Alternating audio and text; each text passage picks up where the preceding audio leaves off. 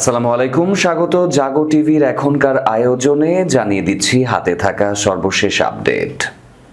Iran সমর্থিত Hezbollah যোদ্ধাদের পাল্টা হামলায় ব্যর্থ ইসরায়েল আমেরিকা, পরিকল্পনা প্রতিরোধ আত্মসমর্পণ নয় বার্তা হিজবুল্লাহর। নেতানিয়াহুই আসলে ভিলেন, গাজা পরিকল্পনা বাস্তবায়নে সবচেয়ে বড় বাধা মনে করেন ট্রাম্প, হারেৎজের বিশ্লেষণ। গাজা নিয়ে পুতিন নেতানিয়াহুর ফোন আলাপ, হুঁশিয়ারি রুশ প্রেসিডেন্টের, বন্দি বিনিময় ও যুদ্ধবিরতি নিয়ে যে আলোচনা হলো। পাকিস্তান ও বাংলাদেশের মুসলমানরা একই উম্মার অংশ, ঢাকায় সম্মেলনে মাওলানা ফজলুর রহমান। বাংলাদেশে এক পা এগোলে পাকিস্তান দুই পা এগিয়ে আসবে। পাকিস্তানের বিরুদ্ধে মোদির অপারেশন সিঁদুর ব্যর্থ হয়েছে, কাশ্মীরের সাবেক মুখ্যমন্ত্রী ফারুক আবদুল্লাহর বিস্ফোরক মন্তব্য। যুক্তরাষ্ট্র থেকে 48টি F-35 যুদ্ধ বিমান কিনবে সৌদি আরব, শর্ত ইসরায়েলের। পশ্চিম তীরে ইব্রাহিমী মসজিদ দখল করে নিল ইসরায়েল। শিরোনাম শুনছিলেন, এবার পুরো খবর। ইরান সমর্থিত হিজবুল্লাহ যোদ্ধাদের পাল্টা হামলায় ব্যর্থ হয়েছে ইসরায়েল আমেরিকা, পরিকল্পনা প্রতিরোধ চলবে, আত্মসমর্পণ নয়, এমনই বার্তা দিয়েছে হিজবুল্লাহ। আরব নিউজের প্রতিবেদনে বলা হয়, আবারও মধ্যপ্রাচ্যে উত্তেজনা আবারও তীব্র আকার ধারণ করেছে। ইসরায়েল ও যুক্তরাষ্ট্রের যৌথভাবে আরব অঞ্চলে একটি গোপন অভিযান পরিচালনার চেষ্টাকে ইরান সমর্থিত হিজবুল্লাহ যোদ্ধারা ব্যর্থ করে দিয়েছে, এমন দাবি ঘিরে নতুন করে আলোচনার ঝড়। একই সময়ে লেবাননের সংগঠন হিজবুল্লাহ স্পষ্ট বার্তা দিয়েছে, চাপ যতই বাড়ুক তারা অস্ত্র নামাবে না এবং প্রতিরোধের পথ থেকে সরে আসবে না। এই অঞ্চলে ইসরায়েল আমেরিকা সমর্থিত একটি বিশেষ অভিযান বা রাজনৈতিক সামরিক পরিকল্পনা ইরান ঘনিষ্ঠ হিজবুল্লাহ যোদ্ধারা নস্যাৎ করে দিয়েছে। যদিও সংশ্লিষ্ট দেশগুলোর পক্ষ থেকে আনুষ্ঠানিকভাবে এ বিষয়ে কোনো মন্তব্য আসেনি, বিশ্লেষকদের মতে মধ্যপ্রাচ্যের সাম্প্রতিক ঘটনাবলীর প্রেক্ষাপটে এমন দাবির রাজনৈতিক গুরুত্ব রয়েছে। সংক্ষিপ্ত বিবরণে আর উল্লেখ আছে, ইসরায়েল এখন সম্ভাব্য পূর্ণ মাত্রার লেবানন যুদ্ধের শঙ্কায় সৈন্য সংকটে। দীর্ঘমেয়াদী গাজা অভিযান, রিজার্ভ বাহিনীর অতিরিক্ত চাপ এবং উত্তেজনার কারণে নতুন রণকৌশল নিয়ে আলোচনা চলছে। ইসরায়েলি সরকার এ বিষয়ে আনুষ্ঠানিক মন্তব্য না করলেও দেশটির অভ্যন্তরীণ রাজনীতি ও নিরাপত্তা মহলে ব্যাপক বিতর্ক চলছে। লেবানন সীমান্তে ধারাবাহিক সংঘর্ষ, সিরিয়ার আকাশসীমায় বারবার হামলা, ইরাক ও ইয়েমেনে মার্কিন ঘাঁটিতে ড্রোন হামলা, সব মিলিয়ে মধ্যপ্রাচ্যে অস্থিরতার নতুন মাত্রা। পর্যবেক্ষকরা বলছেন, হিজবুল্লাহ জোরালো অবস্থান, ইরান সমর্থিত গোষ্ঠীগুলোর পুনরুত্থান এবং ইসরায়েলের সীমান্ত অভিযানের কারণে পরিস্থিতি যে কোনো সময় জটিল রূপ নিতে পারে। Hezbollah deputy chief Sheikh Naim Qassem এক বক্তব্যে জানান, যুক্তরাষ্ট্র ও ইসরায়েলের তীব্র রাজনৈতিক ও সামরিক চাপে সংগঠনটি মোটেই ভীত নয়।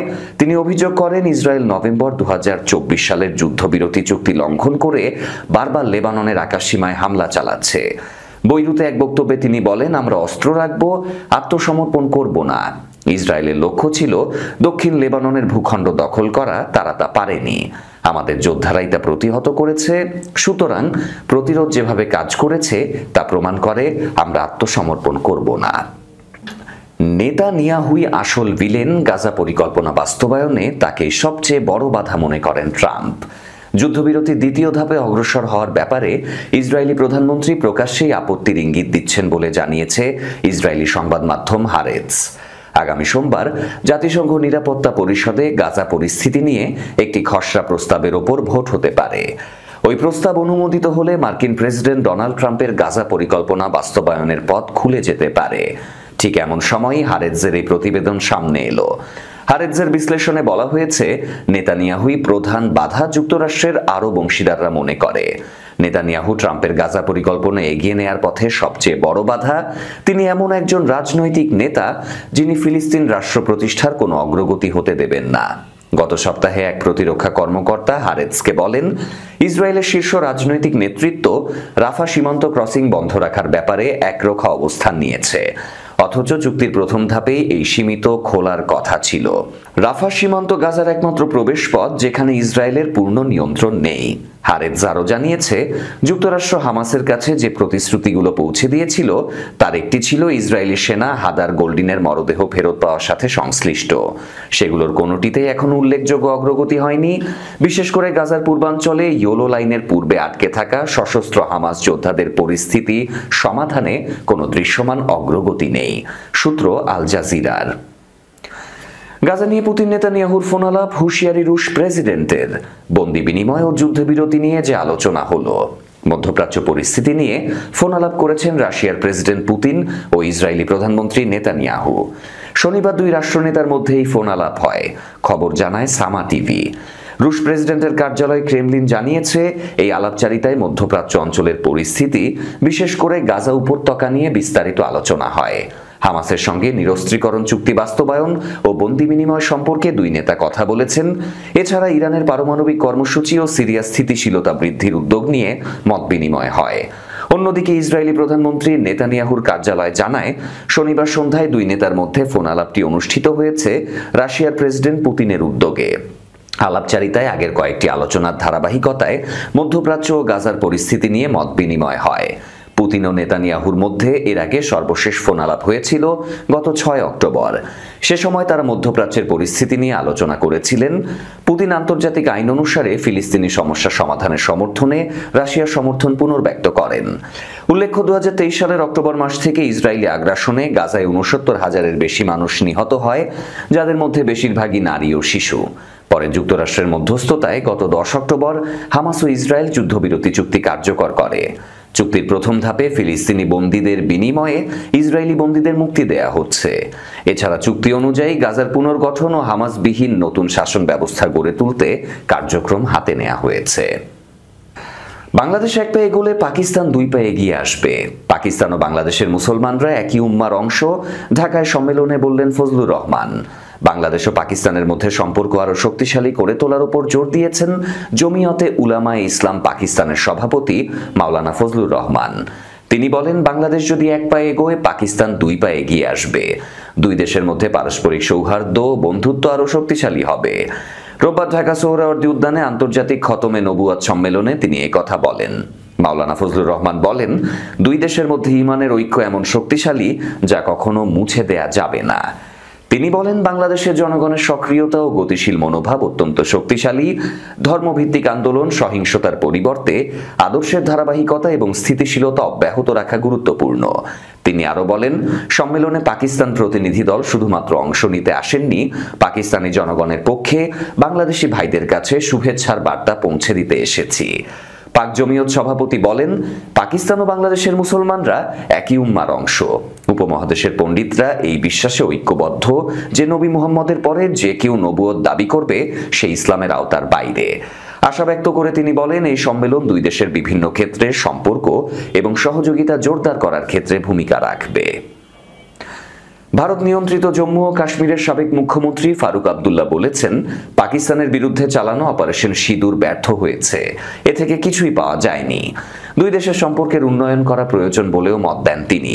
এনডিটিভির খবরে ফারুক আবদুল্লাহ বলেন, আমি আশা করি অপারেশন সিঁদুর এমন কিছু আর ঘটবে না। এর ফলে কিছুই হয়নি, আমাদের 18 মানুষ মারা গেছে, আমাদের সীমান্ত দুর্বল হয়েছে। আমি আশা করি উভয় দেশ তাদের সম্পর্ক উন্নত করবে, এটাই একমাত্র উপায়।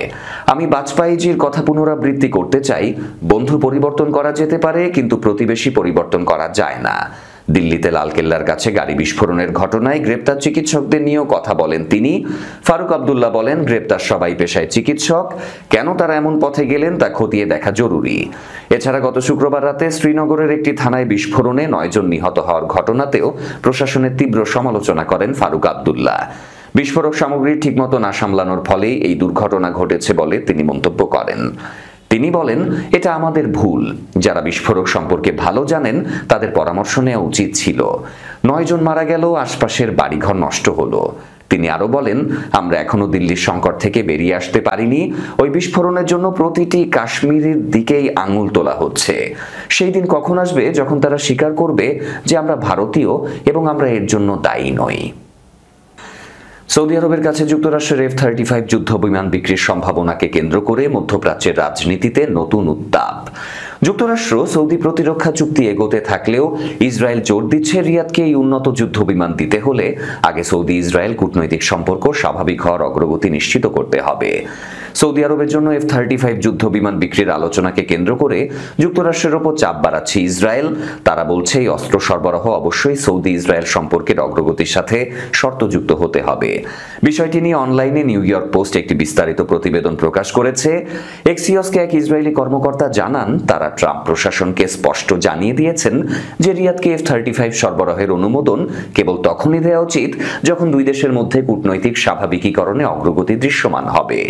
তুরস্ককে F-35 সরবরাহের ব্যাপারে যেভাবে তেল আবিব কঠোর অবস্থান নেয়, সৌদি আরবের ক্ষেত্রে তাদের উদ্বেগ তুলনামূলক কম। ওই কর্মকর্তা বলেন, সংযুক্ত আরব আমিরাতের মতো আব্রাহাম অ্যাকর্ডসের আঞ্চলিক নিরাপত্তা কাঠামোর অংশ হিসেবে সৌদি আরবও যুক্ত হলে এই উন্নত অস্ত্র ব্যবস্থা নিয়ে ইসরায়েলের আপত্তি থাকবে না। যুক্তরাষ্ট্র সৌদি প্রতিরক্ষা চুক্তি এবং সম্ভাব্য F-35 বিক্রি নিয়ে আগামী মঙ্গলবার হোয়াইট হাউসে প্রেসিডেন্ট ডোনাল্ড ট্রাম্প ও সৌদি ক্রাউন প্রিন্স মোহাম্মদ বিন সালমানের বৈঠক হওয়ার কথা। ইসরায়েলের কর্মকর্তারা আশঙ্কা করছেন, রিয়াদ পশ্চিমাঞ্চলে F-35 মোতায়েন করলে নিরাপত্তা ঝুঁকি বাড়তে পারে। তাই তারা চাইছে যে কোনো বিক্রি কূটনৈতিক অগ্রগতির সাথে কঠোরভাবে বেঁধে দিতে হবে।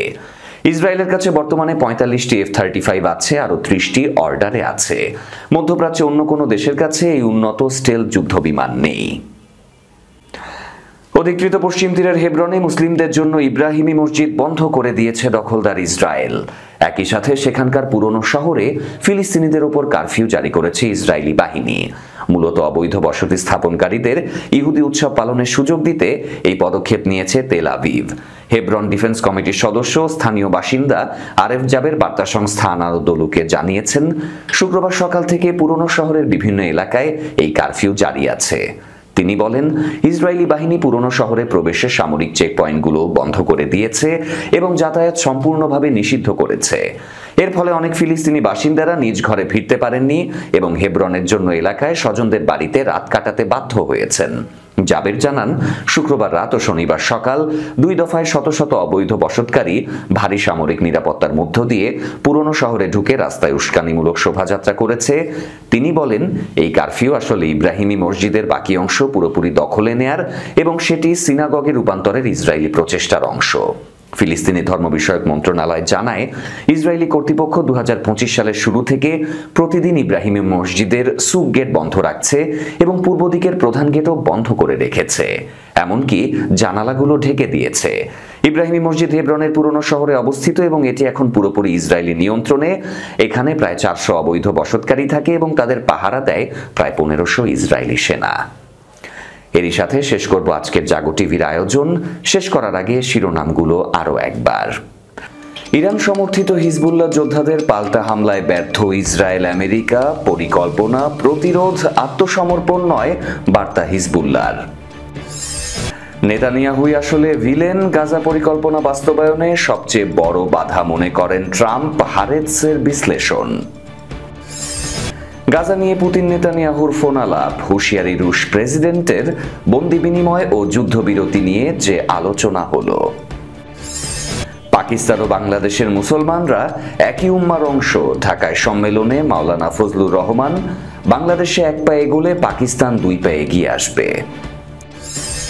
পাকিস্তানের বিরুদ্ধে মোদির অপারেশন সিঁদুর ব্যর্থ হয়েছে, কাশ্মীরের সাবেক মুখ্যমন্ত্রী ফারুক আবদুল্লাহর বিস্ফোরক মন্তব্য। যুক্তরাষ্ট্র থেকে 48টি F-35 যুদ্ধ বিমান কিনবে সৌদি আরব, শর্ত ইসরায়েলের।